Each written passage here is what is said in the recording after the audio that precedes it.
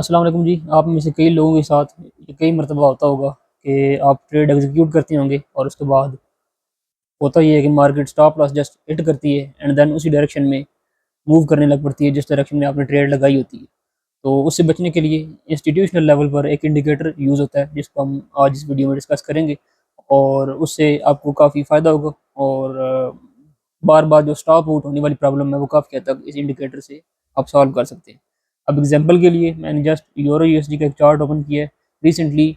Simple एक support and resistance की base पे एक ट्रेड थी जो आप देख सकते हैं। यहाँ पे एक रेजिस्टेंस थी, मार्केट आई है उस रेजिस्टेंस तक और मार्केट ने उसके बाद किया क्या है, एग्जैक्टली वही चीज़ जो मैं पहले बता रहा था कि मार्केट ने जस्ट स्टॉप लॉसेस हिट किए हैं एंड देन उसी डायरेक्शन में मूव करने लग पड़ी है जिस डायरेक्शन में नॉर्मली कोई भी ट्रेडर जो सपोर्ट एंड रेजिस्टेंस की बेस पे ट्रेड करता है उसने सिंपली सेल करना था। तो यहाँ पर उसने मार्केट ने क्या किया कि सेलर्स को टेक आउट किया, उनके स्टॉप लॉसेस हिट किए और फिर उसी डायरेक्शन में मार्केट मूव करने लग पड़ी। अब यहाँ पे ये इंडिकेटर आपको काफ़ी हेल्प कर सकता है। आप ट्रेडिंग व्यू पे भी और MT4 में भी अगर आप फॉरेक्स में ट्रेड कर रहे हैं तो आप सिंपली ATR लिखेंगे तो आपके सामने आपका इंडिकेटर आ जाएगा। इसे एवरेज ट्रू रेंज भी कहते हैं। ये आपको तकरीबन जितने ट्रेडिंग प्लेटफॉर्म्स हैं वहाँ पर मिल जाएगा। आपने ये लगा लेना है और इसमें सिंपल इंतहाई सिंपल तरीका है। इसमें हो ये सकता है कि आप अपना स्टॉप लॉस जो है वो इस इंडिकेटर की तरीके से सेट कर सकते हैं। इंडिकेटर बेसिकली आपको बता रहा होता है कि पिछले कुछ कैंडल्स में, कुछ कैंडल से मुराद है जितनी यहाँ पे सेटिंग हुई भी होगी, यानी अगर यहाँ पे आप देखें तो 14 लिखा हुआ है तो इसका मतलब है कि 14 पिछली जो कैंडल्स थी उनकी एक एवरेज रेंज क्या रही है पूरी मूवमेंट की। तो ये आपको बता देगा कि पिछली 14 कैंडल्स की एवरेज मूव क्या रही है। जहाँ पे अब मैंने कर्सर रखा हुआ है मिसाल के तौर पे, यहाँ पे अगर आप भी होते तो सेल की ट्रेड एग्जीक्यूट करते तो हुआ क्या है कि स्टॉप लॉस हिट हुआ और मार्केट दोबारा से उसी डायरेक्शन में मूव होने लग पड़ी। लेकिन यहाँ पे आपको नजर आ रही होगी एक वैल्यू, अगर यहाँ पर आप रखें कर्सर जहाँ पे आपने ट्रेड एग्जीक्यूट करनी थी तो आपको नजर आ रहा होगा कि 109 यहाँ पे लिखा हुआ है। ये 109 बेसिकली 109 पिप्स हैं या जो 109 पॉइंट्स हैं मार्केट की ज़बान में अगर कहें। तो यहाँ पे अगर आप देखें मार्केट ने क्या किया है, जस्ट मूव की है एक ऑलमोस्ट तकरीबन 79 पॉइंट्स की ऊपर गई है एंड देन मार्केट ने नीचे कंटिन्यू करना शुरू कर दिया।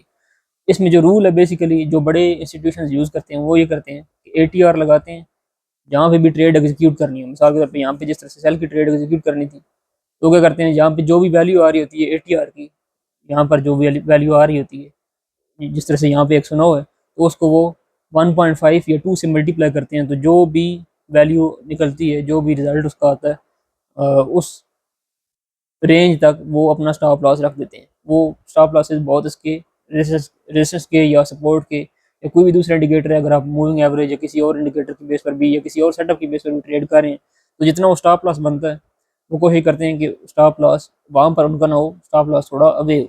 वो करते क्या है, सिंपली वो सिंपल का कैलकुलेट कर लेते हैं कि अगर जैसे यहाँ पे अभी 109 वैल्यू आ रही थी ATR की तो वो सिंपली इसको 1.5 से या 2 से मल्टीप्लाई करेंगे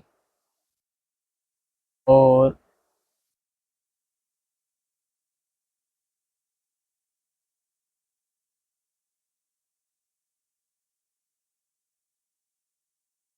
यहाँ पे आप देख सकते हैं 163.5 आ गया। तो सिंपली क्या करेंगे, अपना जो स्टॉप लॉस है जहाँ पे उन्होंने सेल की ट्रेड एग्जीक्यूट की है रेजिस्टेंस पे, वहाँ से एक 163 पॉइंट्स अवे अपना स्टॉप लॉस रख देंगे। और यहाँ पर उस केस में आप देख सकते हैं अगर आपने एक टाइट स्टॉप लॉस यूज़ किया होता, इवन अगर आपने 20-30 पे रेजिस्टेंस से अवे भी रखा होता फिर भी आपका स्टॉप लॉस हिट हो गया था। लेकिन अगर आप ATR की बेस पे अपना स्टॉप लॉस रखेंगे तो स्टॉप लॉस हिट होने के चांसेस काफ़ी कम हो जाएंगे।